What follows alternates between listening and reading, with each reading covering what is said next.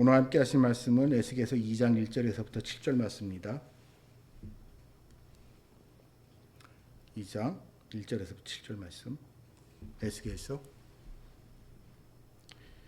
그가 내게 이르시되 인자야 내 발로 일어서라 내가 내게 말하리라 하시며 그가 내게 말씀하실 때 그 영이 내게 임하사 나를 일으켜 내 발로 세우시기로 내가 그 말씀하시는 자의 소리를 들으니 내가 내게 이르시되 인자야 내가 너를 이스라엘 자손 곧 패역한 백성 나를 배반하는 자에게 보내노라. 그들과 그들의 조상들이 내게 범죄하여 오늘까지 이르렀나니 이 자손들은 얼굴이 뻔뻔하고 마음이 굳은 자니라. 내가 너를 그들에게 보내노니 너는 그들에게 이르기를 주여와의 말씀이 이러하시다 하라. 그들은 패역한 족속이라. 그들이 듣든지 아니 듣든지 그 데서 선지자가 있음을 알지니라. 인자야 너는 비록 가실과 찔레가 함께 있으며 전갈 가운데 거주할지라도 그들을 두려워하지 말며 그들의 말을 두려워하지 말지어다. 그들은 패역한 족속이라고도 그 말을 두려워하지 말며 그 얼굴을 두려워하지 말지어다. 그들은 심히 패역한 자라. 그들이 듣든지 아니 듣든지 너는 내 말을 고할지어다. 아멘.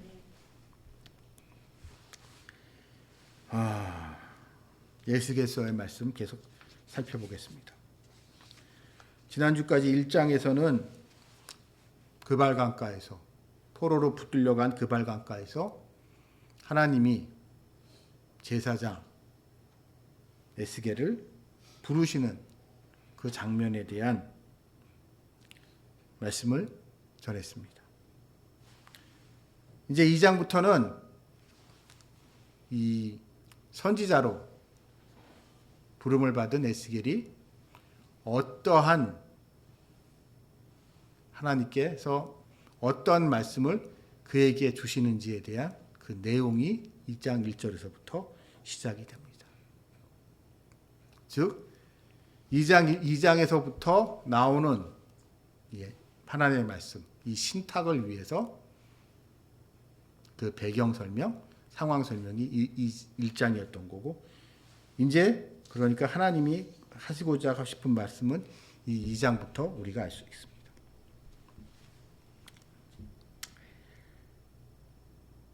이 2장이 근데 시작이 흥미롭습니다.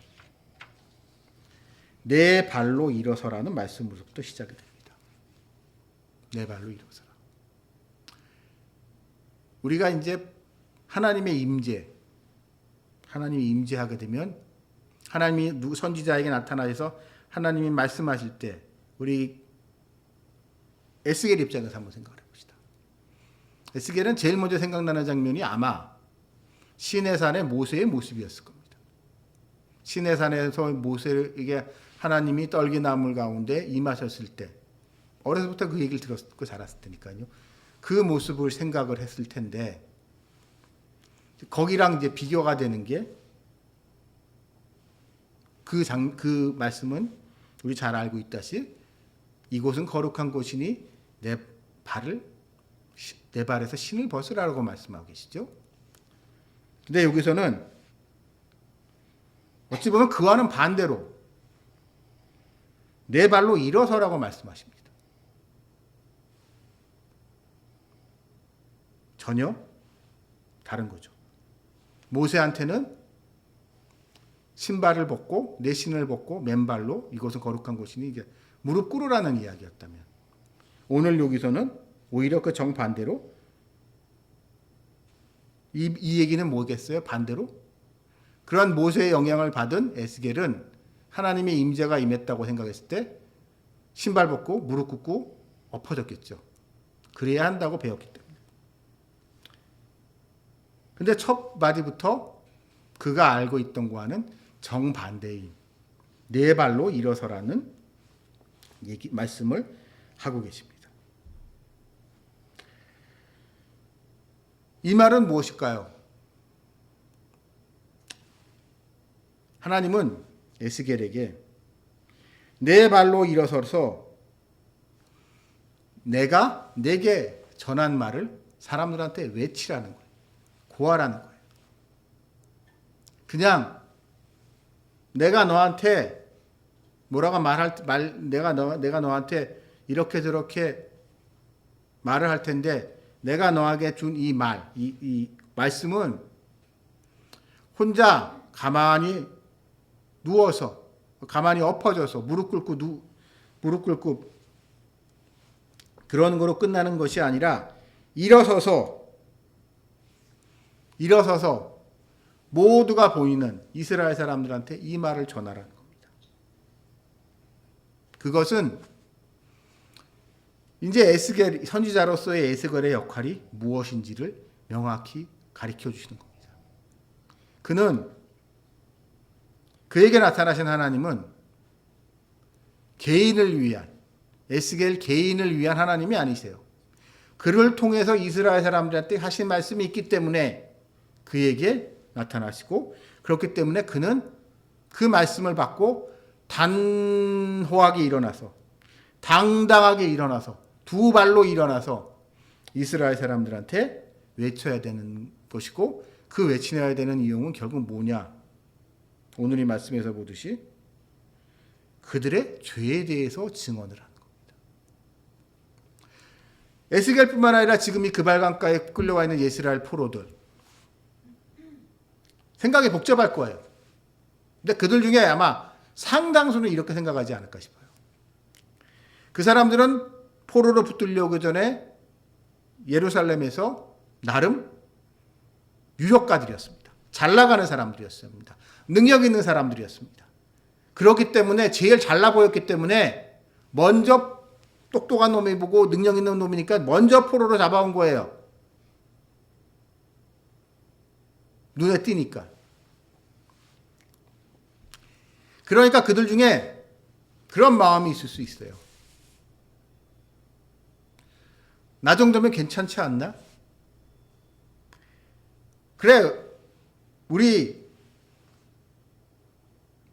유다 왕국이 부족한 점 많지. 세상이, 사회가 타락했고 나쁜 짓 많이 하고 살지만, 악이 횡행한 사회지만, 그래도 나 정도는 괜찮게 살지 않았나? 나 정도면. 나는 그래도 요즘 우리식으로 말하면요, 꼬박꼬박 주일마다 예배 갔고, 교회에서 하는 행사 다 참석했고, 할 수 있으면 새벽 기도도 꼬박꼬박 참석했고, 수요제 영예배, 금요철에 예배도 나 다 참석했고,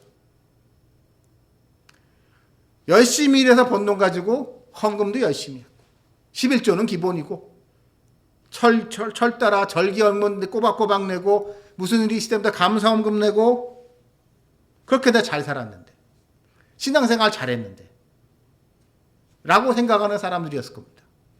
왜냐하면 그래야 그 사회에서 인정받기 때문이죠. 남유다는 이 율법이, 여호와 하나님의 율법이, 그리고 성전이, 그것이 바로 정치 이데올로기이기 때문이죠. 그들의 정통성은 거기에 기반한 거기 때문이죠.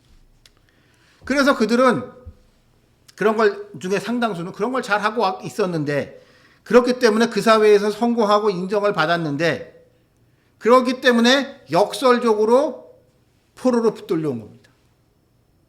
느부갓네살 왕이 보기에 별별 놈들 잡아갈 필요가 뭐가 있겠어요. 잘난 놈들, 포로로 잡아갈 가치가 있는 놈들이라고 생각하는 사람들 잡아왔겠죠. 그러니까 그들 마음속에는 이럴 겁니다. 나보다 훨씬 못한, 나 정도면 그래도 하나님 잘 믿었는데, 나 정도는. 예루살렘에 지금 남아있는 내 친구 누구? 걔는 옛날에 참 인생 막 살던 친구인데, 성전 제사도 제대로 안 드리고, 제사 억지로 드려야만 해서 드릴 때도 그냥 드리는 동 마는 동 드렸고, 그랬던 친구인데, 그 친구는 고향 가서 여전히 잘 나가고 있고, 나는 여기서 이렇게 개고생하고 앉았고. 억울하지 않겠어요? 그게 억울한 사람들이 많을 거예요. 그렇게. 그러면서 이스라엘의 죄와 민족 이스라엘의 죄와 자신의 죄를 구분하는 사람들. 그들이 살았던 이스라엘, 유다 왕국, 예루살렘, 나름 깨시민들이어서 사회의 문제와 부조리와 타락에 대해서는 열심히 강변했을지 몰라요. 우리 이렇게 살면 안 된다. 우리 회개해야 된다. 라고 하면서 요즘으로 하는 깨시민인 척 하는 사람들이 있을 수 있어요. 근데 그런 사람들의 문제가 뭐냐? 언행일치가 안 돼요. 죄의 문제에 대해서 남 탓을 합니다.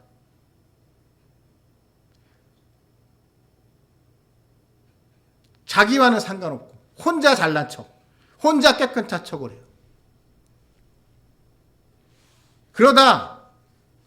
그러다 혹시 어쩌다 보니 자기의 죄가, 자기의 잘못이 까발려졌을 때 그 사람들의 반응은 딱 이겁니다. 나는 안 그러려고 했는데 이 사회가 썩어서 어쩔 수 없이 그랬어요. 어쩔 수 없이.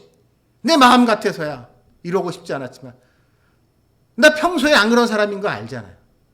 근데 어쩔 수 없었어요, 내가. 그러면서 남에게 대해서 엄격하고 자기 자신에게 대해서 너무나 너그러운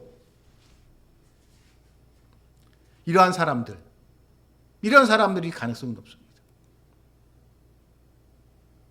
근데 이 모습이 요즘이라고 또 다를까요? 요즘도 크게 다르지 않아요.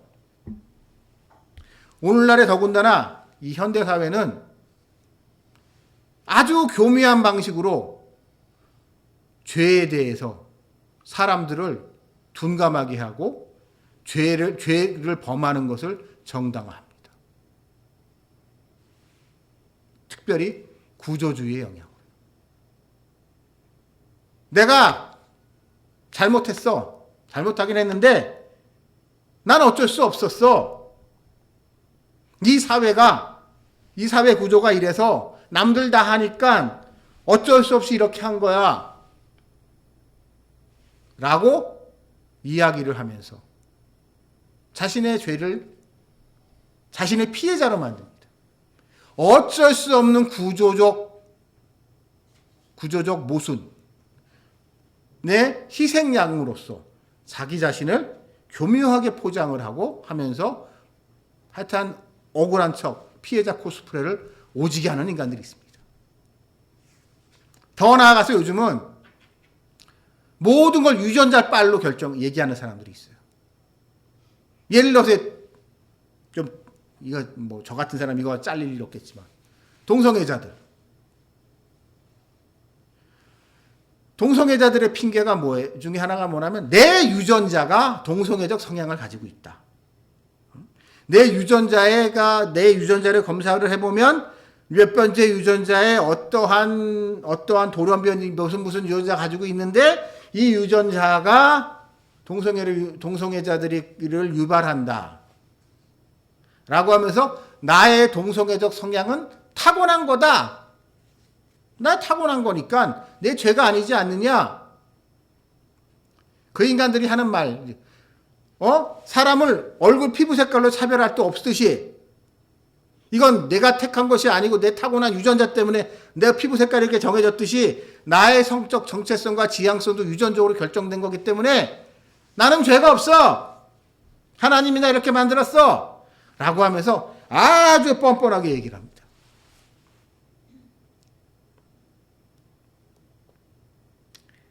그러나 여러분,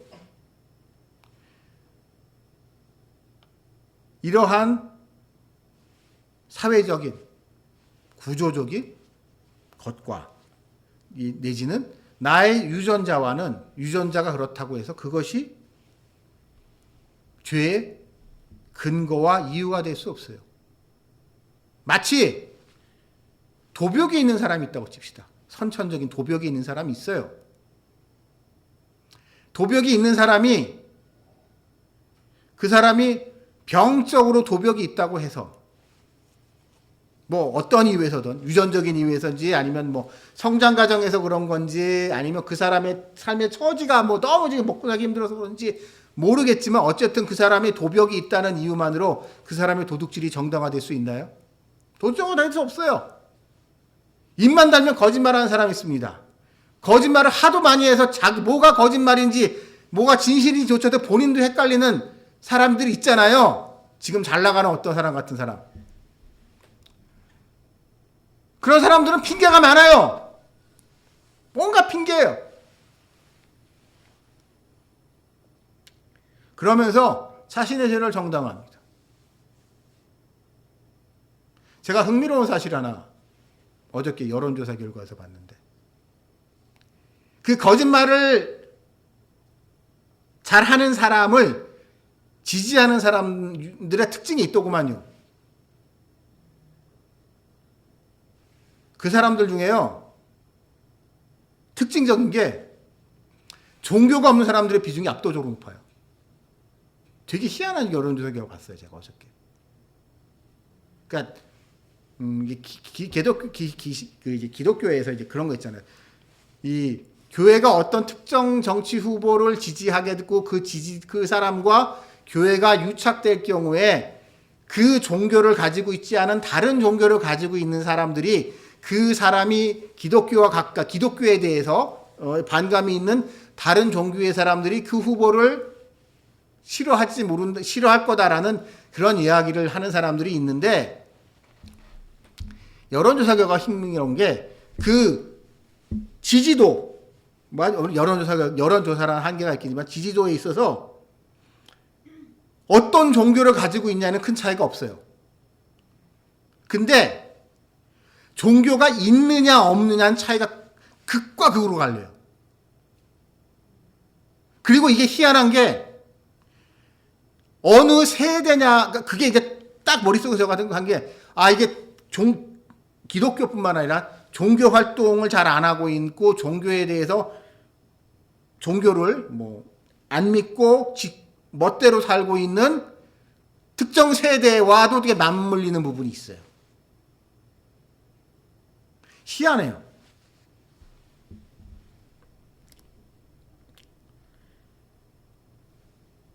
이렇듯 현대사회는 이 중에 오늘날의 아주 안 좋은 흐름은 신도 없고 죄도 없는 거예요. 그러한 분위기를 이상하게 퍼뜨립니다.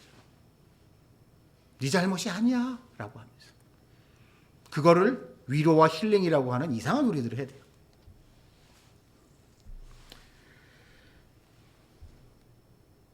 그러한 잘못된 흐름에 대해서 그러한 유혹에 빠진 그런 식으로 하면 자기 합리화하고 싶어하는 이 포로된 사람들에게 하나님은 말씀하십니다. 그들의 죄인이라는 것, 씻을 수 없는 죄를 지었다는 것. 그래서 그들을 심판하실 것을, 특별히 언약을 파기하실 것을 선언하신 겁니다. 오늘 이 본문을 보면 흥미로운 게 너는 내 아들이다, 내 백성이다, 나는 너희 하나님이다라는 단어가 한마디도 등장하지 않아요. 너희는 패역한 백성이라고 해요. 너희가 나를 배반했다고 얘기해요. 난 너랑 상관없는 사람이라고 해요. 너는 너 보기 싫어. 내가 아브라함과 이삭과 야곱의 하나님, 그들과의 하나님인 것은 결국 그들과의 언약 관계를 맺었기 때문이거든요. 다윗, 솔로몬도 그들과의 언약 관계 때문이거든요. 근데 이 언약이라는 것의 기본 전제는, 언약은요, 약속하고 틀립니다. 쌍방적인 게 아니에요. 일방적인 거예요. 일방적인 거. 제가 전에 설교 말씀드리겠지만 굳이 비유하자고 하게 되면 이 언약은 굳이 비유하자고 그러면은요, 은행 대출서류 비슷한 거예요. 여러분이 은행에 대출을 받으러 갔어요. 그 은행에서 대출 오케이가 떨어졌어요. 그럼 이렇게 두꺼운 대출 관련된 서류에다 사인하라고 합니다. 근데 여러분이 쭉 읽다 보면은 마음에 안 드는 거 있을 수 있잖아요. 그렇죠? 근데 그거 사인 안 하고 나 이 조항 마음에 안 들어서 나 당신네 은행이랑 거래 안 할래요 라고 하면서 박차고 나올 수 있을까요?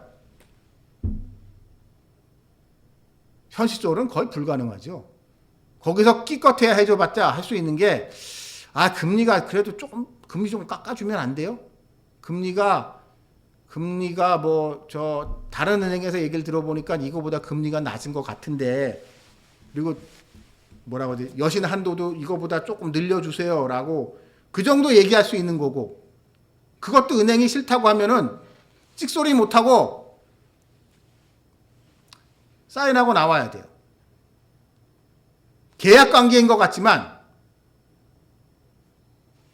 그래서 평등하고 수평적 관계인 것 같지만 사실은 일방적인 관계인 거죠. 그게 언약이에요. 근데 이 언약을 하나님이 파기하시겠다는 겁니다. 비유하자 그러면, 내가 은행에서 돈을 빌렸는데 돈을 제대로 안 갚고 자꾸 연체하고 하니까 은행이 꼭지가 돌아서 채권 추심 들어오겠다는 얘기예요. 담보로 잡아놓은 거 경매로 집어넣겠다는 거예요. 너 신용불량자 때리겠다는 거예요. 네가 하도 약속을 지키지 않고 이자를 제때 내지 않고 했기 때문에.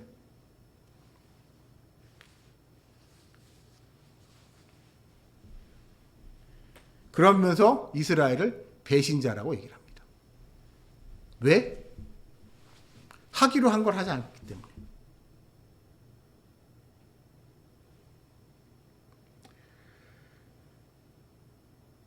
그러면서 이스라엘 사람들이 지금 이러한 처지에 놓인 것은 전적으로 그들의 책임이라고 말씀하고 계십니다. 여러분, 우리가 은행에서 대출을 받아서 돈 쓸 때 당장은 좋죠.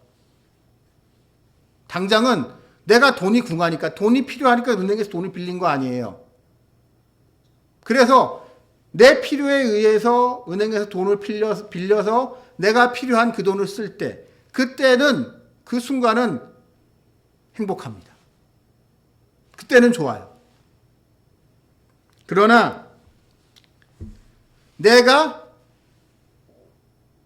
제대로 약속을 지키지 않을 때, 이자를 제대로 갚지 않고 원금을 계약서된 대로 하지 않을 경우에 대가를, 그에 합당한 대가를 치르듯이 하나님께서 더 이상 그들을 가만 놔두지 않겠다 라고 얘기를 하면서 그들을 지금 그들에 대한 심판이 왜 일어났는지를 가르쳐 주시는데요. 저는 이러한 모습에 대해서 우리가 한번 곰곰이 생각을 할 필요가 있습니다. 한국 사람의 도덕적 타락에 대해 생각을 할 때 이 빚 문제에 대해서 좀 생각을 해보면, 제가 어렸을 때, 정확히 말하면 IMF 이전까지만 해도 사람들은요, 빚은 꼭 갚아야 되는 거라고 생각을 했습니다. 빚은 꼭 갚아야 되고, 그래서 누가 돌아가시잖아요? 그러면 남은 유가족들이 어떻게든 돌아가신 분의 빚을 갚으려고 했어요. 망자가 빚을 남기면은, 그런 게 있었어요. 옛날에는 망자가 이 땅에서 빚을 제대로 다 갚지 못하면 저승으로 못 간다고, 구천을 떠돌게 된다고, 그런 게 있어서 이자까지는 아닐지라도 원금이라도 어떻게든 다 갚으려고 했습니다. 제가 기억해 IMF 이전까지는. 근데 IMF를 기점으로 해서 부도 내고 남의 돈 띄어먹고 만세 부르는 거에 부끄러움이 없어졌어요. 왜? IMF 때 회사들이 하도 많이 망하니까, 사람들이 하도 많이 신용 문제가 생기니까는 정부에서 경기 활성화를 위해서 대규모 사면을 해줬습니다. 아마 빚을 왕창 탕감해줬어요, 사람들. IMF와 그 이후에 있었던 신용카드 대란을 겪으면서, 기억나시는 분은 모르겠지만은 그냥 파산 보호 신청이라는 것도 우리나라에 생겨나게 하면서, 근데 워크아웃 이런 거 생기면서요, 개인회생 이런 게 생기면서 빚을 깎아주고, 내가 돈 없다고 하면서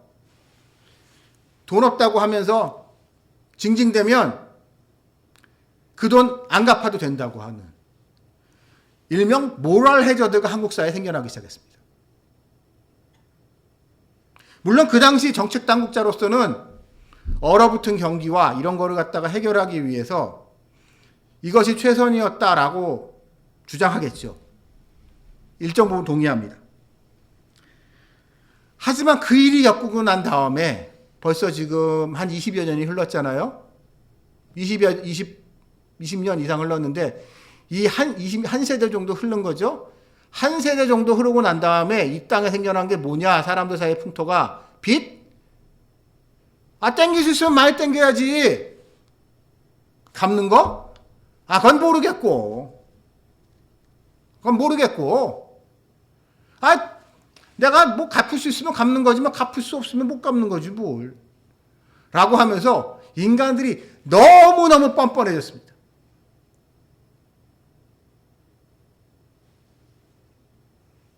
저는 우리가 일상에서 우리에게 제일 중요한 가치일 수밖에 없는 돈의 문제에 대한 우리의 태도가 죄에 대한 우리의 태도와 무관하지 않다고 생각을 해요. 옛날에는 그러니까 무하다 잘못하면 무조건 죄인이에요. 그 사람이 그 전에 어떤 큰 공허세였고 했어도 상관없이 그냥 어찌 보면 너무 사람을 정죄했던 게 문제라면, 그 시점 이후에는 인간들이 너무 뻔뻔하게 만세를 부릅니다. 죄에 있어서도 똑같이 하나님한테 마치 이런 식이에요. 그래요. 나 죄 지었어요. 근데 이 죄 짓는 세상 당신이 만들었잖아요. 당신이 만든 세상을 당신이 이렇게 잘했으면 내가 왜 죄 지었겠어요? 나 죄 별로 짓고 싶지 않았다니까. 근데 당신이 만들고 당신이 운영하는 이 세상이 이렇게 엉망이니까 내가 죄 지을 수밖에 없었잖아. 그러니까 당신이 나 용서해줘야지. 라고 하는 이런 뻔뻔한 인간들, 우리 사회에 너무 늘어났어요. 교회에서도 마찬가지고. 저는 이 점이 이 오늘날 우리 교회의 가장 큰 위기라고 생각합니다. 이러한 잘못된 세태에 대해서 교회가 아닌 건 아니다라고 얘기하는 것이 아니에요. 교회가 세상 눈치 봅니다. 목사들이 말씀을 전할 때 성도도 눈치를 봐요. 제가 얘기했는지 모르겠지만 그런 얘기를 하더라고요. 저는 아닌데 다른 목사님들 얘기해요. 다른 목사님들이 결혼에 대한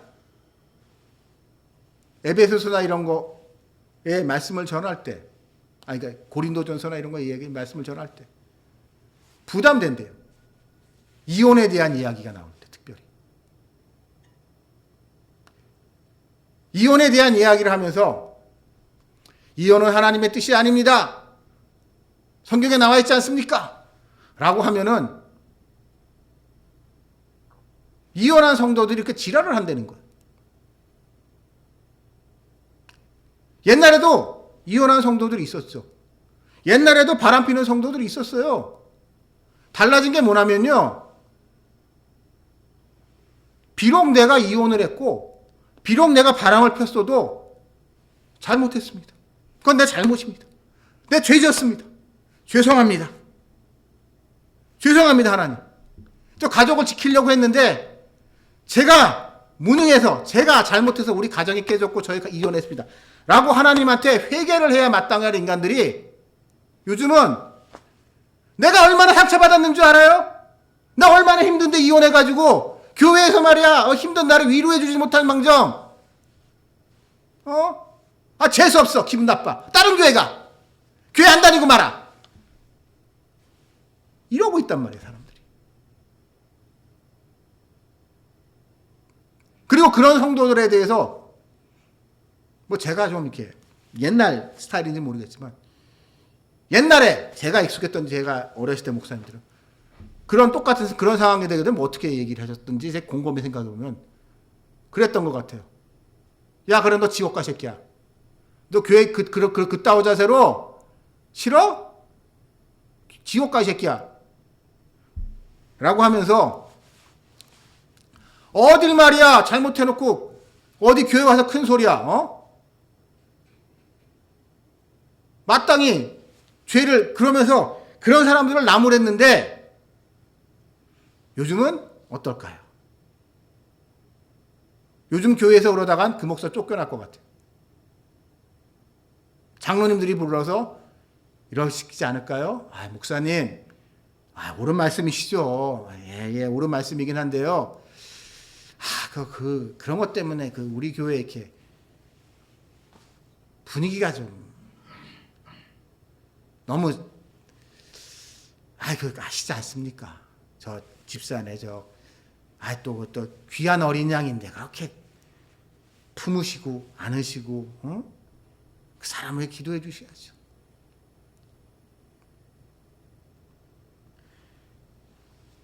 이러니 교회가 능력이 있겠습니까? 사람들은 그런 얘기해요. 요즘 교회가 능력이 없다고. 교회가 특별하지 않다고 얘기를 해요. 사람들이 교회에 대한 태도. 특별하지 않다. 교회 뭐 별거 아니다. 교회라고 별거 아니더구만. 목사라고 별거 아니더구만. 다 먹고 살자고 하는 짓 아니야? 라고 하면서 우습게 여기는 인간들이 있는데요. 반대로 그런 소리 듣기 싫어서 아주 칼같이 하나의 흐트러짐 없이 몸소림칠 정도로 말씀대로 살아갈 때 사람들의 반응은 어떨까요? 제가 장담합니다. 별로 우호적이지 않아요. 재수없다 그래요. 너무 갑갑하다 그래요. 너무 율법적이라고 얘기를 해요. 너무 함부로 하던 인간미가 없다 그래요. 그러나 여러분, 우리 그리스도인이 된다는 것은요, 오늘의 말씀대로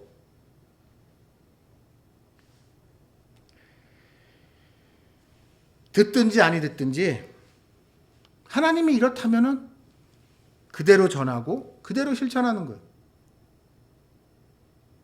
세상 사람 눈치 보지 말아야 돼요. 눈치 볼 필요도 없고 자기네들이 어쩔 건데.